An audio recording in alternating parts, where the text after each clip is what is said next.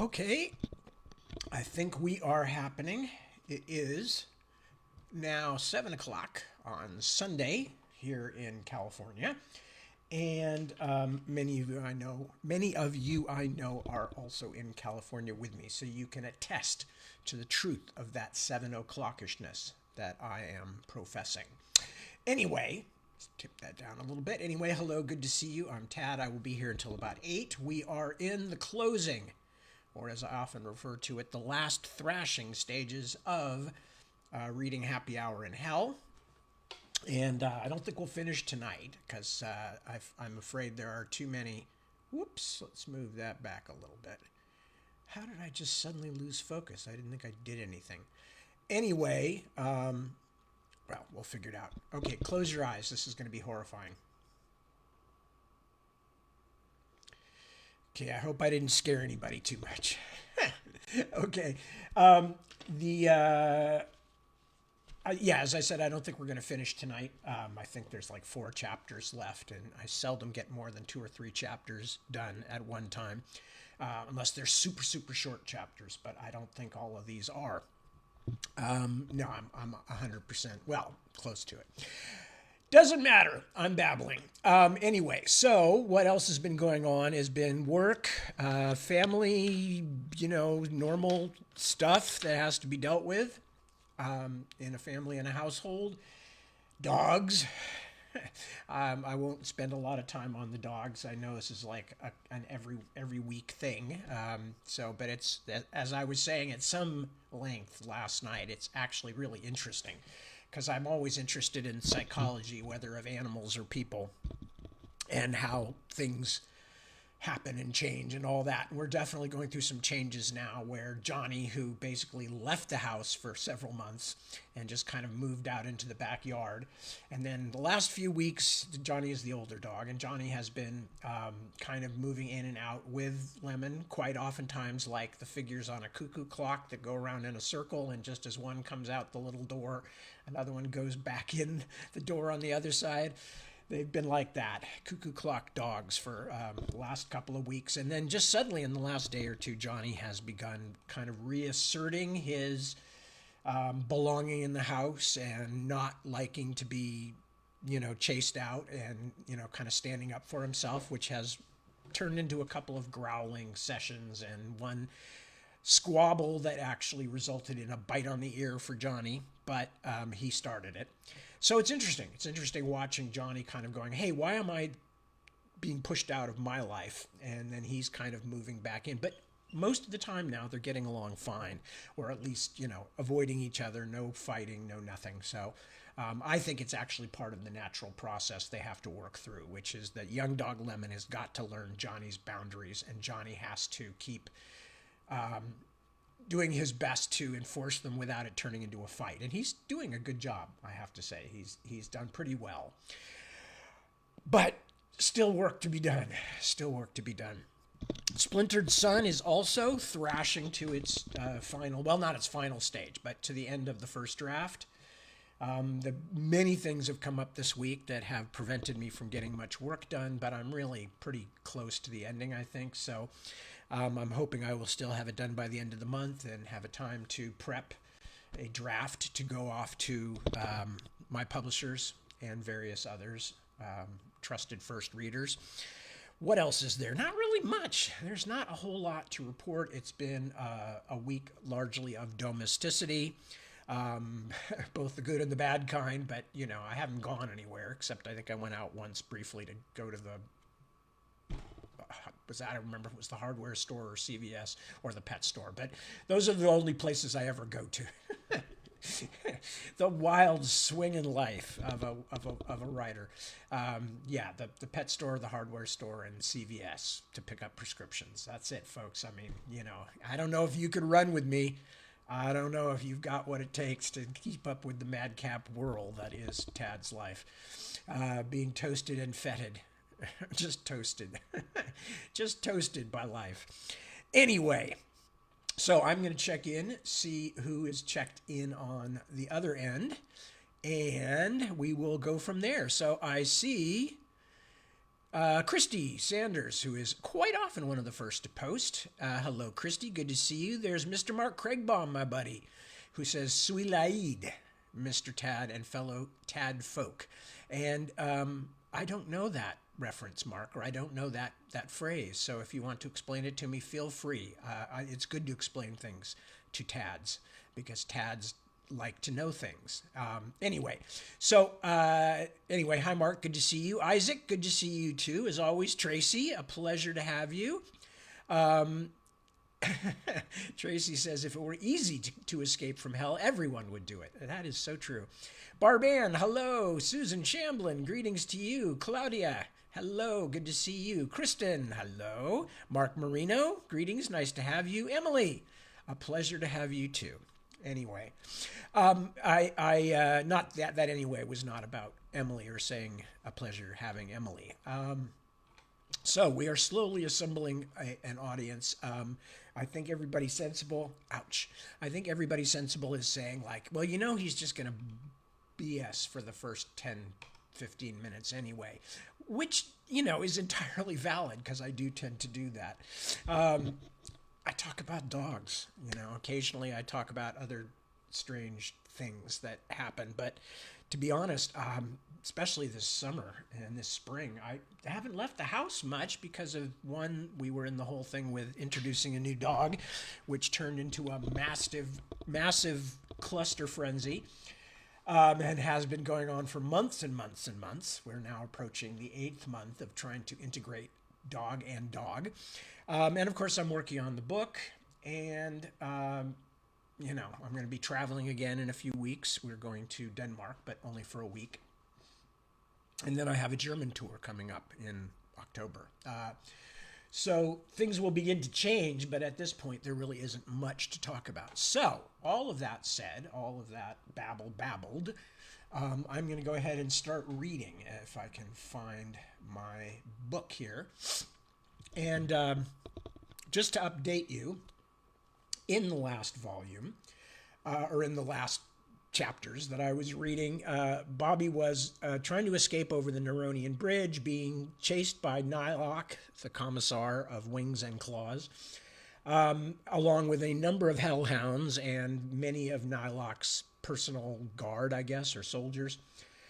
Without going through the whole knockdown drag out, Bobby was essentially caught, and then Smiler appeared from out of a parallel dimension or whatever. We're not quite clear on how the quote-unquote God glove works, but it's the same kind that Sam had, also given to him presumably by the same person, since Bobby has just realized that one of the Ephors who were judging him, Anaita, is actually Kephas, the angel who sponsored the Third Way, but also apparently sent Smiler to kill Bobby, telling him that Bobby was actually a demon in disguise. So Bobby now has a lot of stuff back home to deal with, but he also has to worry about getting the deal with the feather, getting the feather back to Eligor. The only other thing I think you need to know is that Bobby woke up in his body, but wrapped up in a tarp in the trunk of a car that turned out to belong to Garcia Windhover. And because Clarence, the littlest angel, as Bobby calls him, Clarence, had been brought into the whole thing by Garcia, G-Man Windhover, to get Bobby's body out of the house that he was unconsciously or actually absent from his body, but get his body out of the house so it could be tented and fumigated. And so that's basically what happened, and that is where we are. So I'm going to continue and start reading with Chapter 45, Job Creation. If someone had asked me what I'd do if I ever escaped from hell, my first guess would not have been pot stickers and cashew chicken. But that's how it turned out. My second guess would have been pretty close to the money, though. As soon as I got back to my apartment, which was as dingy and unwelcoming as always, I promptly took a very, very long shower and then slept for the next 14 hours straight. When I woke up, I was so pleased to find myself back in San Judas and wearing an ordinary, or at least non-demonic, body that I showered all over again, sang Dinah Washington songs at the top of my voice, and finished with a smoking rendition of Don't Get Around Much Anymore that caused a tin-eared neighbor to pound on the wall. I ignored the critic. Don't get me wrong, I had plenty of new scars that were never going to heal completely, and nightmare fodder that would last for centuries, but things were finally moving my way. I was not so much of an idiot that I assumed exchanging the feather for Kaz was going to be as straightforward as doing it with someone who wasn't a cheating, murdering, psychopathic demon lord. But I knew Eligor and I both wanted what the other guy had, and that was good enough to start with. I got the main switchboard at Vald Credit and slowly worked my way up the ladder, dropping names and telling lies until I made it all the way to Eligor's own personal assistant. This one had an English accent, which reminded me a bit of Kaz and made my heart beat even more impatiently. "Who are you?" she asked, a bit bluntly, I thought. "Bobby Dollar. Your boss knows me." "Does he? I've never heard of you." She seemed to be trying to piss me off. Well, that might have worked a few weeks ago, but not now. Not on the angel who walked through hell. I couldn't help wondering if she'd behave any differently if she knew that I was the one who shot her predecessor through the face and then helped her out a 40th story window. Maybe she'd be grateful to me for that bit of impromptu job creation. "Doesn't matter what you think," I said. "Just tell your boss. Tell him I'm back and I'm ready to do the swap." Huh. She didn't sound impressed, but she did pause for a second. She might even have been paying attention. "Okay, the swap. Got it." "Yeah, tell him that he picks the time, I'll pick the place. All nice and cozy and above board." "Fabulous. I'll pass it along." And then she hung up. Hung up! Some bloody personal assistant treating Eligor's associates like that. Of course, it hadn't been that long ago that her boss was busy setting all my nerve endings on fire, so I guess it wasn't that rude given the context. I even wondered a little if it might be the same secretary I'd killed, just rebodied, and with an English accent this time for extra zing. Now I needed a place to do the exchange. Even if Eligor actually meant to honor the bargain, something I wasn't taking for granted, I was going to need help. I left a message on the phone number Sam had given me, then got on with my other post-hell errands. I went down to the Compasses to see my angel friends and made up crazy stories about where I'd been for the last 3 weeks. Oh, yeah, it turned out I'd only been gone 3 weeks. Like I said, time runs differently in hell. They sure could pack a lifetime's misery into 20-something days. But I was so pale from lying in a closet all that time that I had an inverse suntan, so I told them I'd gone up to Seattle to visit a friend. Monica, who knew me better than anyone, now Sam was gone, treated this fiction with the contempt it deserved, but she didn't press me for the actual details. She probably assumed I'd been shacked up with someone. I had a few questions for her, however, and waited until we had a table to ourselves for a few minutes while young Elvis and Teddy Nebraska arm wrestled at the bar and everyone else made fun of them. "What about Walter Sanders?" I asked. "Has anyone heard from him?" I knew they hadn't because I knew where he still was, which was serving as purser on the nagging bitch, sailing the seas of hell and spreading the lifter's message. But I was curious what people thought about his disappearance. To her credit, Monica looked worried. "No, nobody has. I asked the mule, but he says he thinks he's been transferred. It's just shit trying to get information out of the big house." Amen. Which reminded me, I definitely had to talk to Temuel soon. The Archangel deserved at least an edited report on what had happened to me, since he'd been more instrumental in getting me there and back than anyone else. And I, in turn, had quite a few questions I needed to ask him. "And you, kiddo, how are you doing?" I I just meant to be affectionate. We'd been through a lot together, Monica and I, and if much of that time I'd been trying to escape having a proper relationship, well, that wasn't her fault. But as soon as I said it, she started looking furtive, even guilty. Okay, I guess. Why? I mean, you usually don't ask, Bobby. Sorry, didn't mean to break any rules. I never got to finish my thought because just that moment, to everybody's surprise, mine even more than the rest, the door of the compasses swung open and my dear old friend Sam Riley walked in. I nearly fell out of the booth. Monica jumped up and ran to hug him. Within moments, almost every angel in the place was swarming him like bees come to watch the honey dance. Sam laughed and shook hands, even accepted some hugs and kisses, which wasn't much like him. At last he shouted to Chico to get him a ginger ale and let himself be backed against the bar while the rest of his chums threw questions at him. Chico, the bartender, looked almost as nonplussed as I was, as if he knew about Sam's real current status with our boss, but he kept his mouth shut and kept the ginger ales coming. As far as I knew, Clarence was the only other person besides me who knew that Sam was officially a traitor to heaven. But I was still so surprised to see him there I could hardly speak. What was Sam doing? Was he trying to force our boss's hands somehow? I hung back while Sam spun some crazy tale to the whole sick choir, hinting that he was on some kind of super secret undercover mission, which raised the question of what he was doing here in broad tavern light, but nobody bothered to ask. With a notable lack of interest in his own safety, my old buddy sat in the compasses for nearly an hour, answering questions, or, to be more honest, pretending to answer questions while lying through his teeth, and acting pretty much like the same old Samariel that everyone missed so badly. At the end of the performance, he finally slid past the others to me, draped one of his large arms over my shoulder, and suggested we go grab a late-night bite.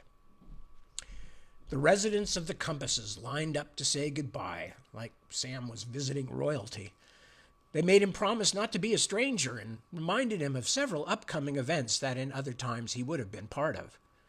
Sam laughed and promised he'd do his best to make each and every one.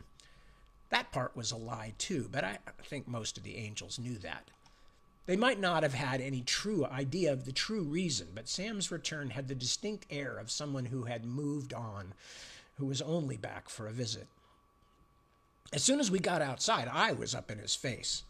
"What are you doing here, man? Really? You're just going to waltz in like nothing's wrong? What if Clarence had been there?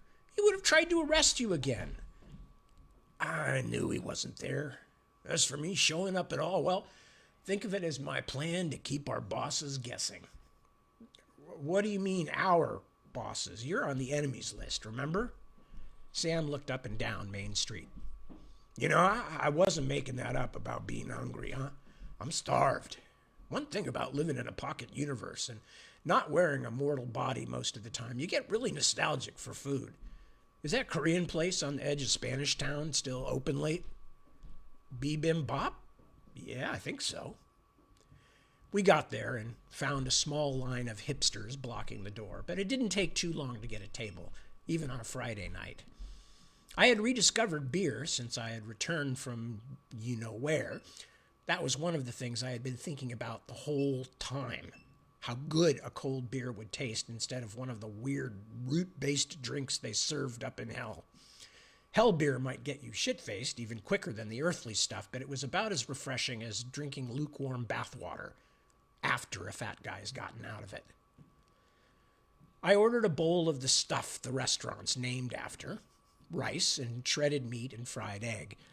Sam had his usual order of inexplicable soup, followed by several kinds of hot, spicy stuff, and we mostly concentrated on eating and drinking, tea in Sam's case. By the time I was working on my second beer, I finally felt ready to talk. So I started with my meeting at the Museum of Industry with Temuel, then gave him the rest of it, abridged, of course, or we would have been there for days. "Well, B, I don't want to say I told you so I'll just say, What a dumb shit instead. He shook his head. I did try to tell you not to go there, though. Yeah, and I want a little credit for how hard I had to work to ignore you. I leaned back and signaled for another Sapporo. We were close to the only patrons left in the place now, the hands of the clock reaching for midnight like a stick-up victim's, but I leaned forward and lowered my voice anyway. I'm going to tell you something, Sammy boy. I was definitely feeling all those beers. My body had gotten out of practice while I had been filtering inferno booze through demonic kidneys. Yeah, it was probably stupid, but that's not what's bugging me. It's the whole setup. Hell, heaven, I mean, you should have seen it. It was horrible, but they were alive, Sam. They were doing things, making plans, struggling to get by. Shit, in some ways, it wasn't that different from San Judas. I could have told you that, and I've only been to Jude. I'm not joking. Sam smiled.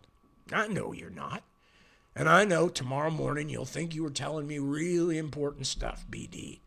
But just remember this when you've pissed all that beer out of your system. I already figured this shit out. Huh? Why do you think I parted company with our original corporate sponsors? Why do you think I'm living in exile in a hole in reality that both heaven and hell will be happy to disintegrate back into the ether as soon as they find out where it is? Because I can't put up with this shit anymore. Who knows, maybe our bosses are right. He frowned. Maybe they're telling the truth about everything. And maybe sheer nastiness really is the only way that good will ever defeat evil.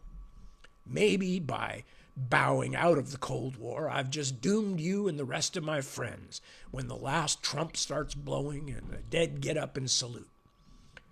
He looked flushed, as if he'd been drinking something other than rice tea, but after a moment I realized it was something else. A deep, deep anger. But you know what? I couldn't do it.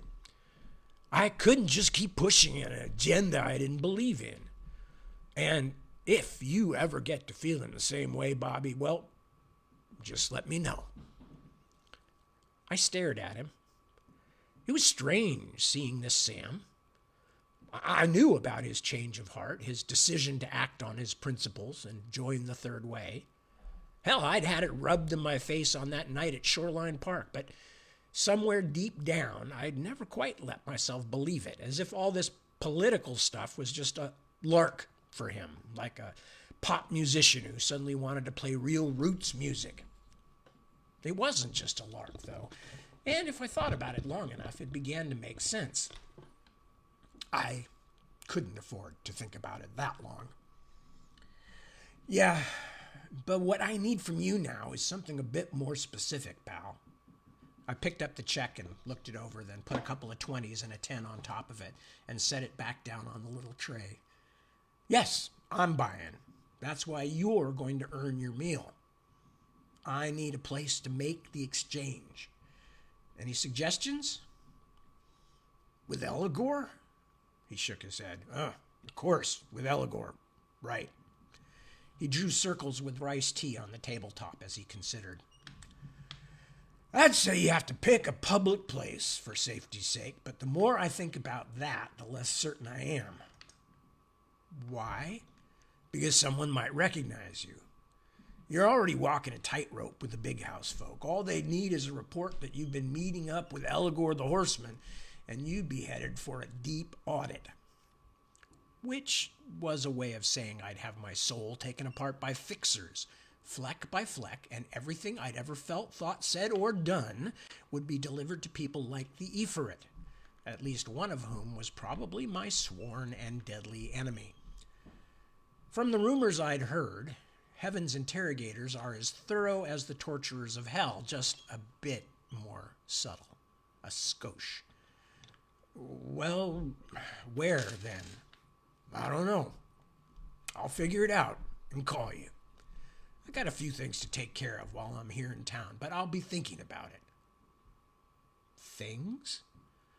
Geez, Dollar, you're not the only friend I have in the real world, you know. He picked a toothpick out of the bowl on the front counter.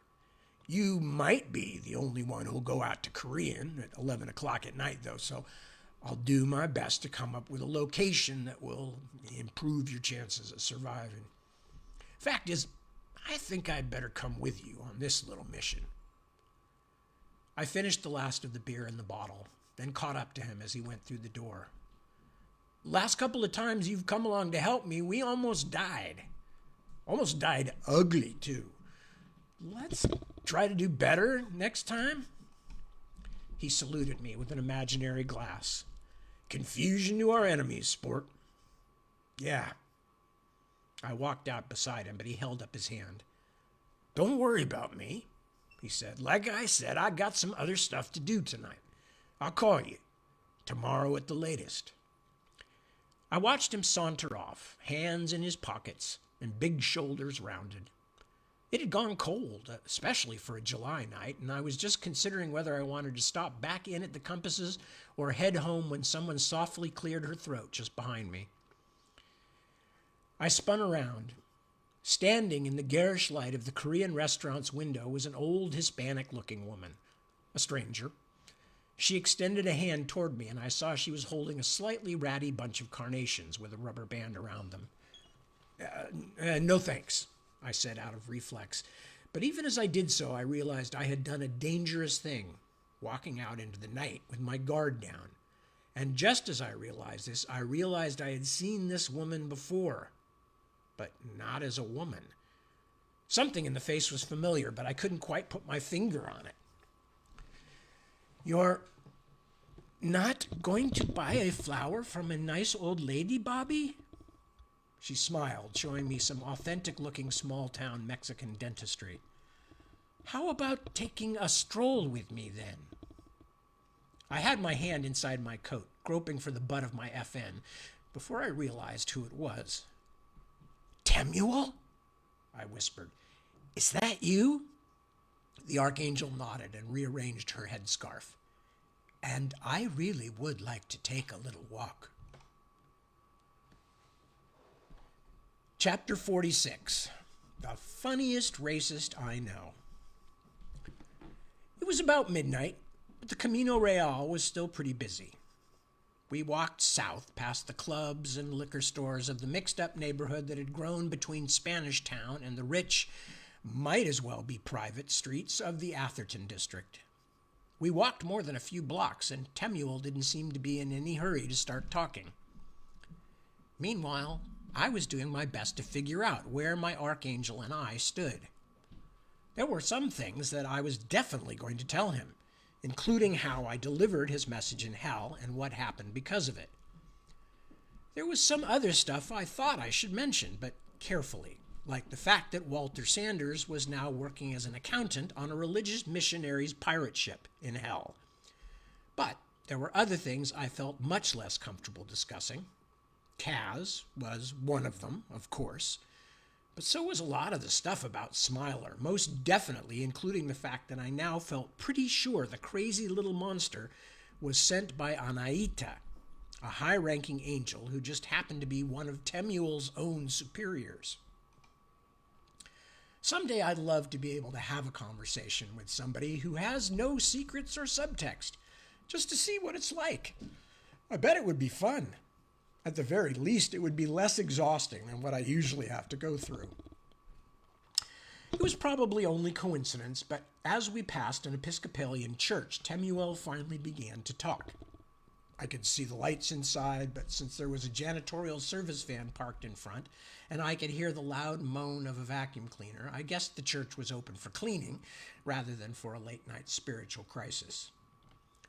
I'm glad to see you back, Bobby, Temuel said. I was worried about you. Thanks. I was worried about me, too. Were you able to deliver my message? Yes, as a matter of fact. I told him the whole story of my time with Rip Rash. Well, most of it. I hadn't mentioned Walter Sanders yet, and I didn't go into a lot of detail about my own itinerary before and after delivering Temuel's message. But I'd been strangely touched by the lifters and felt he deserved to hear about it. Am I right in thinking you've traveled there yourself? I asked. Yes, but I'm not free to talk about it. That was unusual right there. A higher angel who didn't give you the truth wrapped up in a lot of fortune cookie vagueness. Now, let me ask you a question, Bobby. The ideas these lifters have, do you think Rip Rash will be able to spread the message? I had no idea whether the missionary work was a project of Temuel's own conscience or whether it was part of a larger heavenly strategy, but I answered him as truthfully as I could. The system is so weighted against him and his message that I can't be real optimistic. But if anyone down there is able to do something with it, Rip Rash is the guy. He's strong as an ox, smarter than most of the other folk, and has a pretty good heart for someone condemned to an eternity in hell. Temuel nodded, then looked down at his phone, which I realized he'd done several times. Are you expecting a call? He gave a little laugh. I'm just looking for cell phone signatures from heaven-issued phones. I keep getting a ping from one pretty close by. I wasn't used to this side of Temuel. It was like watching your sweet old grandpa turn into Q from the James Bond movies. And I'm guessing about that since I didn't know my own grandfather, any more than I knew Alexander the Great.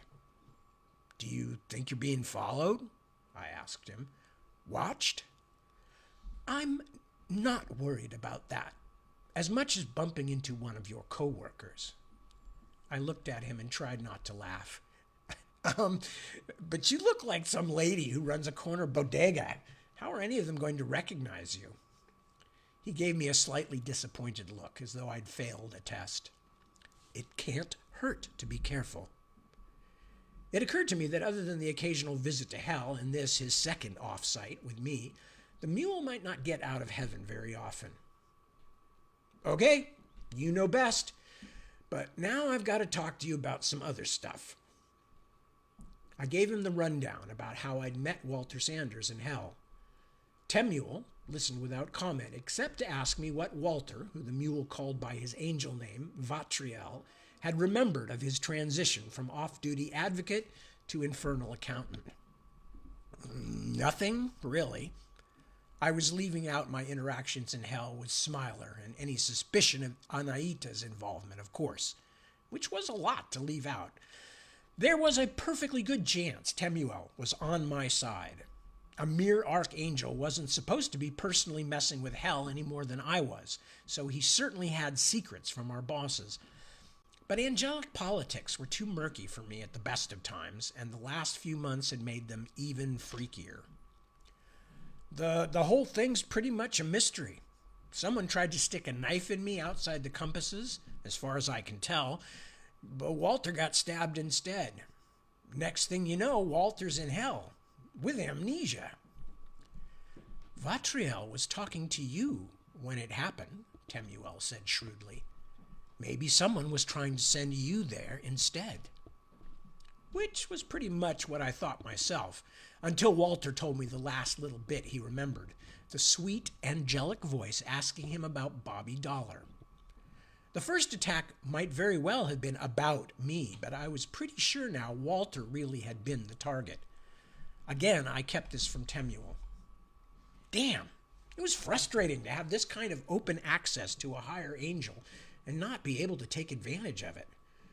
Still, those who know me would probably say whatever keeps me from rushing in headfirst is a good thing. And I really was trying to learn how to keep my mouth shut and my ears and eyes open. So, after all this, where are we? Temuel looked up from his phone and glanced around. I think we are coming up to Oakwood Road. No, I mean, where are we? This is crazy stuff, and obviously there's a lot we're not even discussing, like how you know what you know and why I wanted to go there in the first place. I trust you, Bobby, and I hope you trust me. Of course. I trusted nobody. Good. He put his arm through mine. We continued walking, me and the tiny little Hispanic lady with the invisible halo. I think we should leave everything just like this for now. Temuel began just as a car pulled up alongside us and screeched to a halt. This time I did have the butt of my Belgian automatic in my hand and halfway out of my jacket when I recognized the vintage blue Camaro. A moment later, I saw the driver's head and the insane, expansive crest of hair that clinched the deal. "Hey, Bobby," yelled young Elvis. "Who's your girlfriend?" He gunned the engine, which rumbled like a drug dealer's powerboat. It was a pretty car, even I had to admit, with twin racing stripes down the front. Young E may be kind of a twit, but he's the only angel I know who really gets cars. "What the hell are you doing in this part of the world?" I asked him, discreetly letting go of Temuel.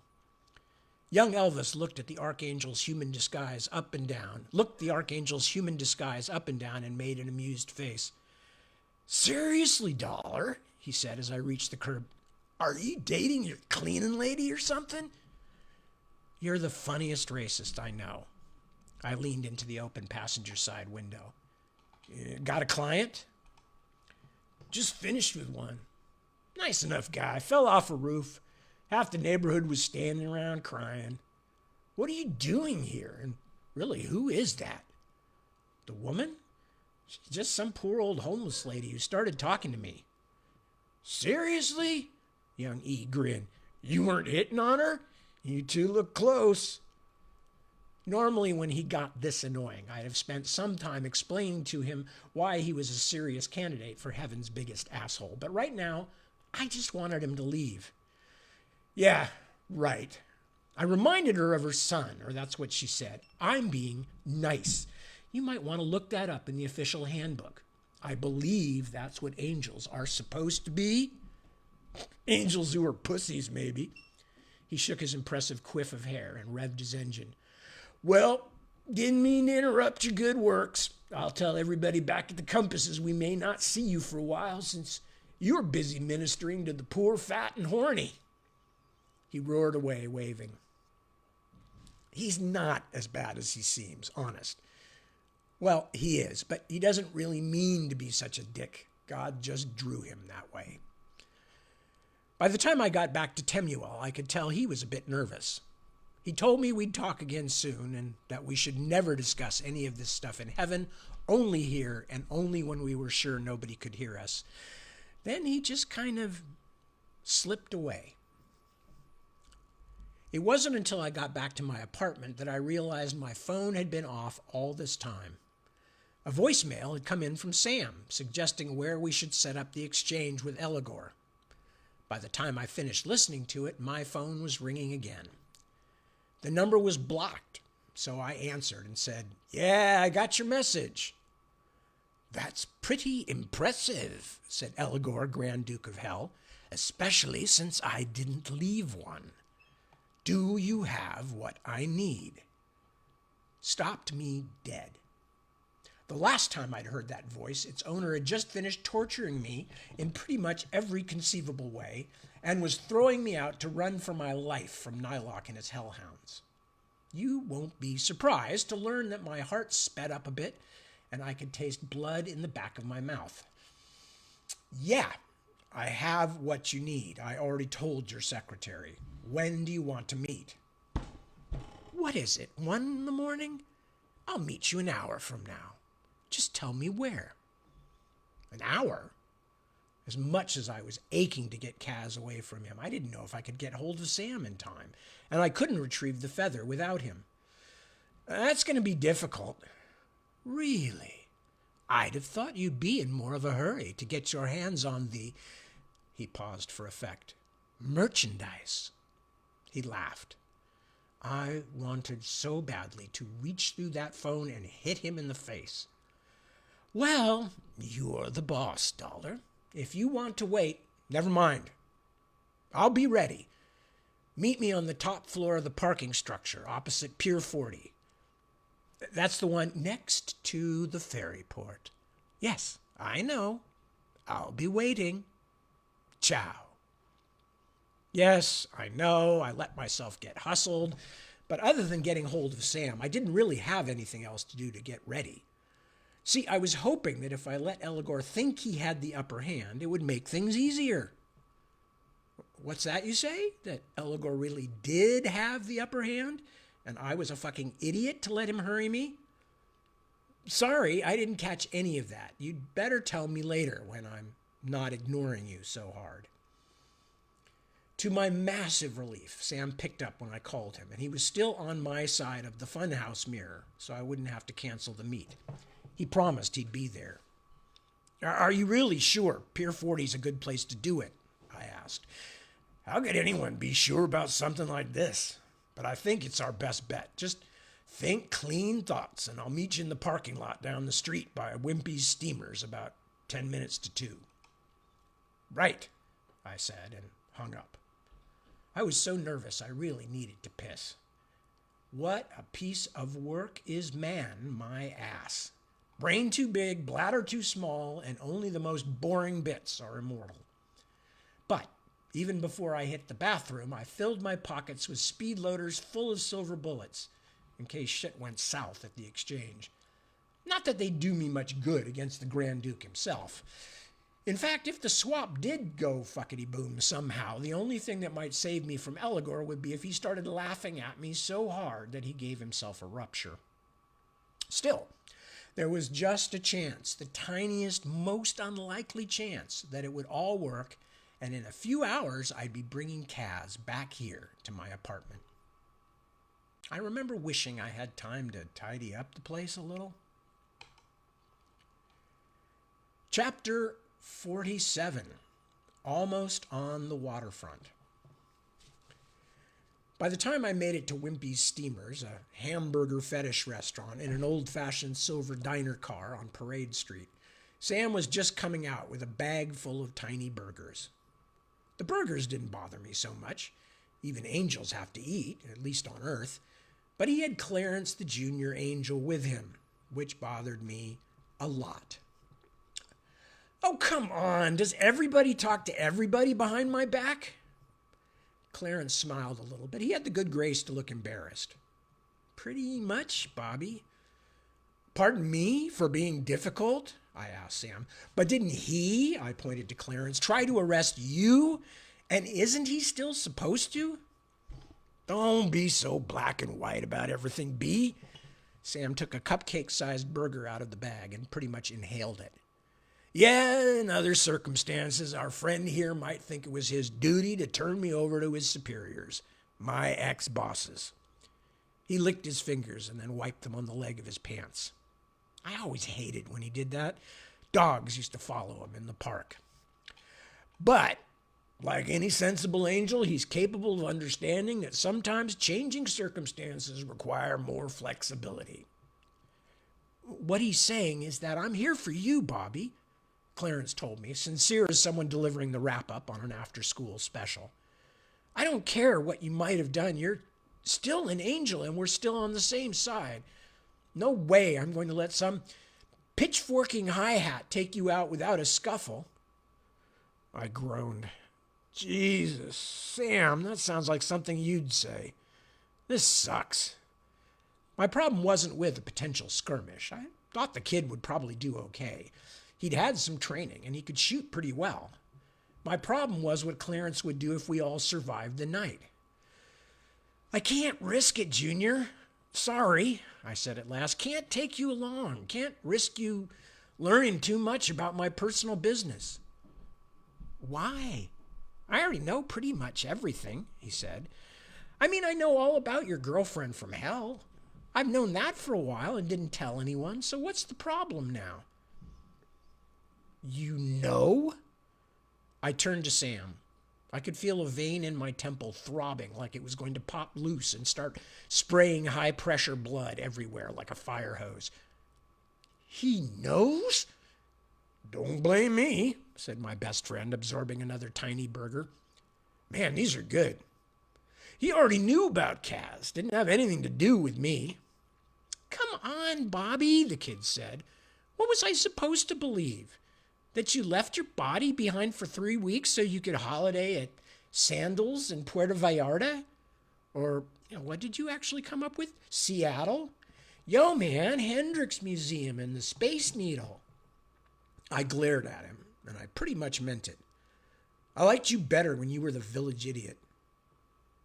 Okay, you can hang around, I guess. And I guess I appreciate it. But you don't get to do the jokes. He didn't look particularly chastened. Right, Bobby, whatever you say. It was just turning 2 o'clock as we walked down Parade toward Pier 40. I told them what I thought might happen and what I wanted them to do, whether things went as expected or not. When we reached the parking structure across from the pier, we found the chain, usually stretched across the entrance ramp at night, had been cut and left in 2 tangled piles like a pair of really depressed snakes. It was a cool night, and the wind off the bay made it seem more like February than July, but I had hope to keep me warm.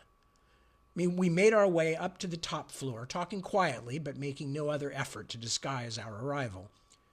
2 figures were waiting in the far corner, next to Kenneth Wald's long black car, no doubt an armor job of Orban quality.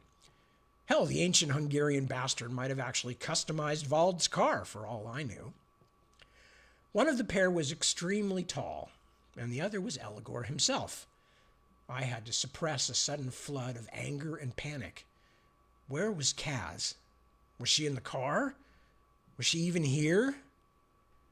Eligor's companion was more than just lengthy. He was also pretty strange.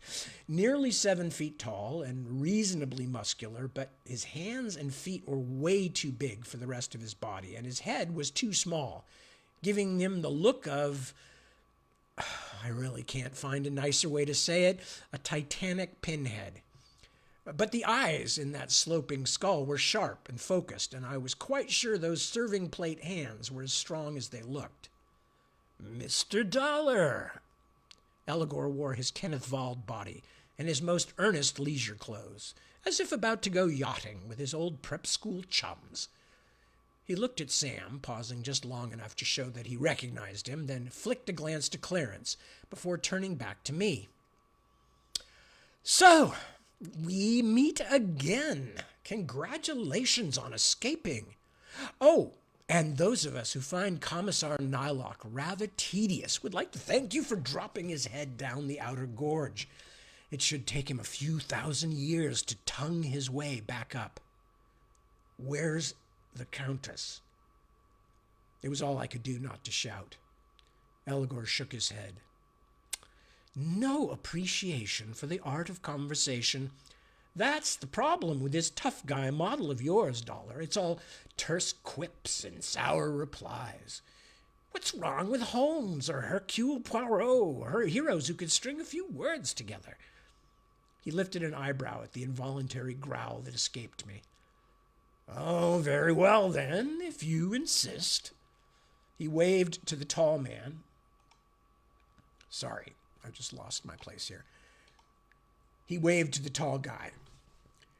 He wants to see the Countess, Fiddlescrape. Would you do the honors, please? The bodyguard opened the back door of the long car and bent over. He helped Kaz get out, although helped isn't really the word I'd use unless fishermen help gaffed fish onto a boat. She was not her usual graceful self because her hands were tied behind her back. She was also gagged. I forced myself to take deep breaths so I didn't just shoot somebody. Now, let her go, and you'll get the feather, I told the Grand Duke. This is the part Sam didn't really explain, said Clarence into my ear. What's he want the feather for? Shut up, I advised him. Send her over, Eligor. Eligor chuckled. Oh, no, feather first. Then I promise you get the woman. You have my word. Great. I was so hoping I could get the sworn promise of one of hell's biggest fixers, I said, because then I'd feel really secure. But I knew that he couldn't just cheat me. The Lords of Hell have a curious love-hate relationship with the truth, and if you're smart enough, you can take advantage of that. Go ahead, Sam. Get it. Sam took out the thing he called the God Glove, the powerful article Kephas had given him when Sam first agreed to work for the Third Way. It was going to be pretty damned ironic that the glove Anaita had given Sam was going to help me again. I thought, my only cheerful reflection at that moment. Sorry, let me reread that one again. It was going to be pretty damned ironic that the glove Anaita had given Sam was going to help me again, I thought. My only cheerful reflection at that moment. The wispy nothingness flared white in the dark garage, bright as a road flare, but with more colors. Once Sam had pulled it over his hand, he reached into my pocket and produced the feather. Clarence gaped, so fascinated by this display of heavenly magic that I was very glad I didn't need anything from him at that moment. Kaz stared at me helplessly from behind the gag. I did my best not to get lost looking at her, but just seeing her out of the corner of my eye was like something sharp poking me in one of my ventricles. Eligor eyed Sam's incandescent fingers. My, you have been a busy little bee, Samariel.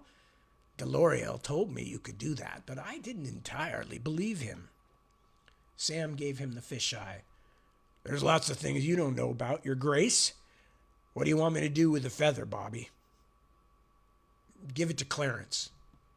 The kid looked at him because I just started speaking in tongues. Huh?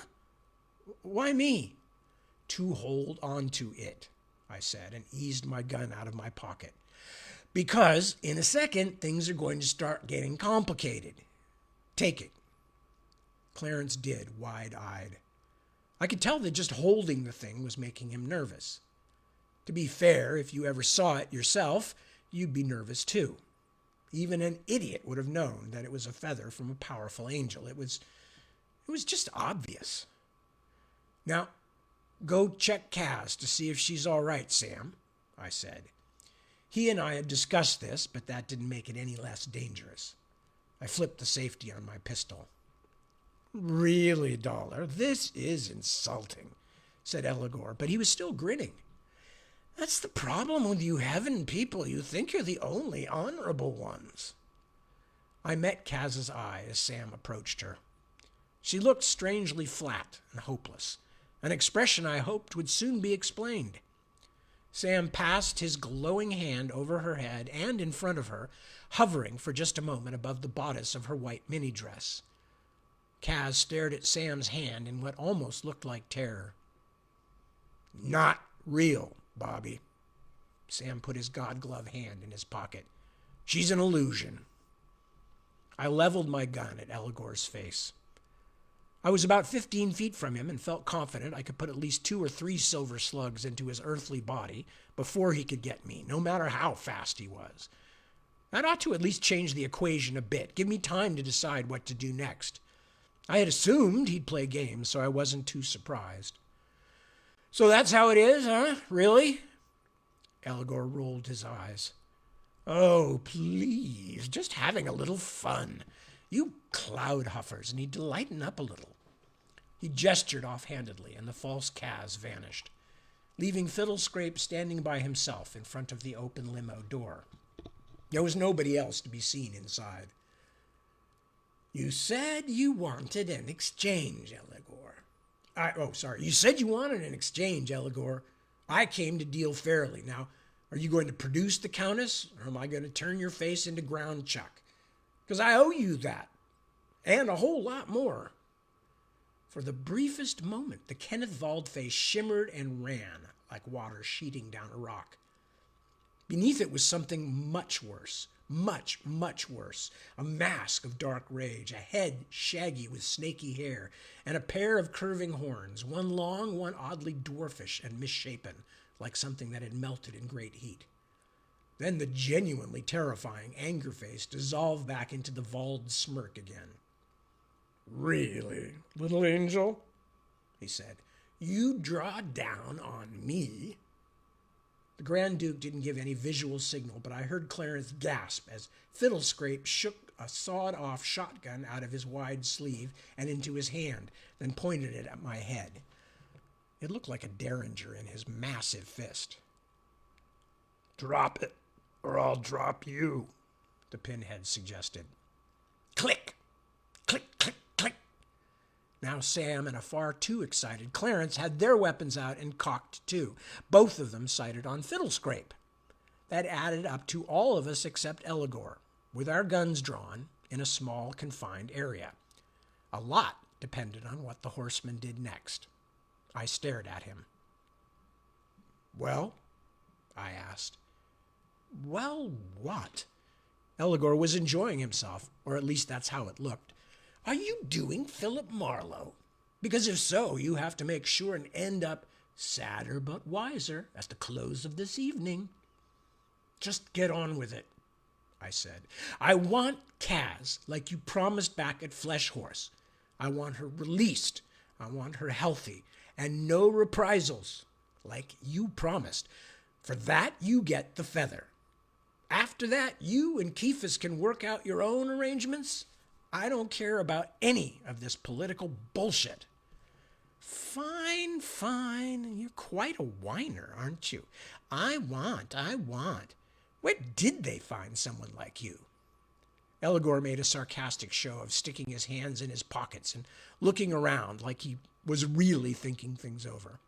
"All right, you win. Enough time wasted on this."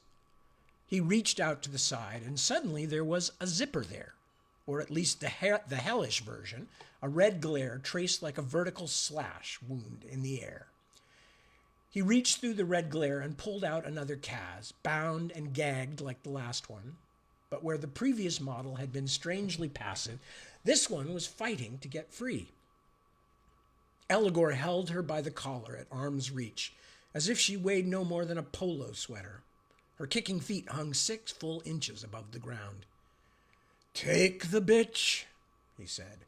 "All she ever does is complain anyway. And this is really her this time.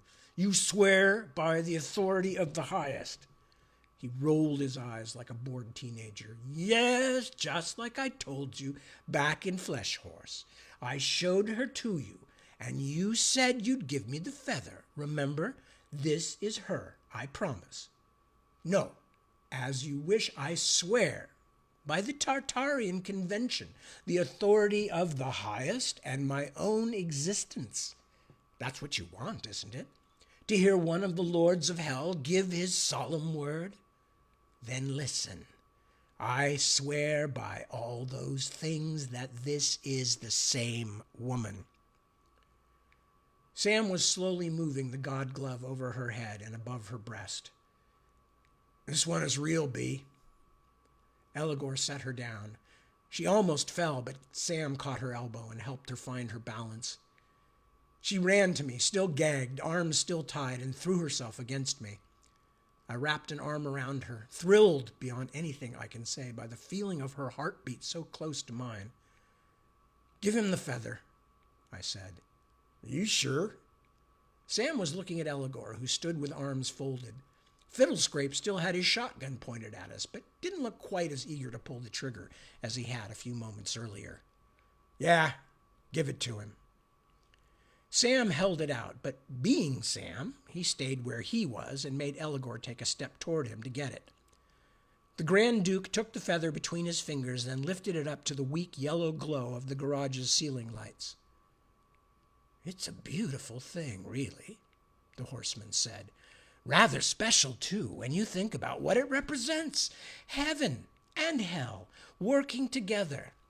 It's a pity you and the other small-minded folk can't think of anything better to do with that symbol than blackmail me." I wasn't going to dignify this kind of bullshit with a reply.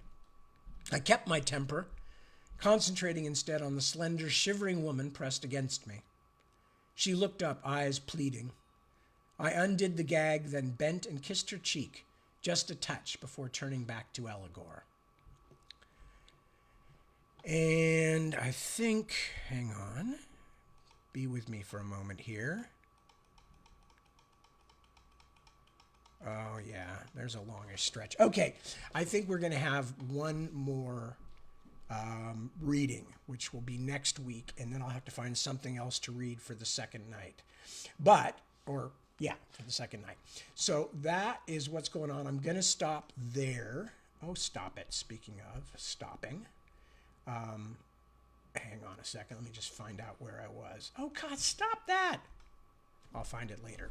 Anyway, I'm going to stop there. Sorry to leave you mid-chapter, but we're running out of stuff. I don't want to read for another 40 minutes tonight or less, but it might be that long. So I will be back next week. We will finish up Happy Hour in Hell, maybe start something else, maybe just pick something to read for the night.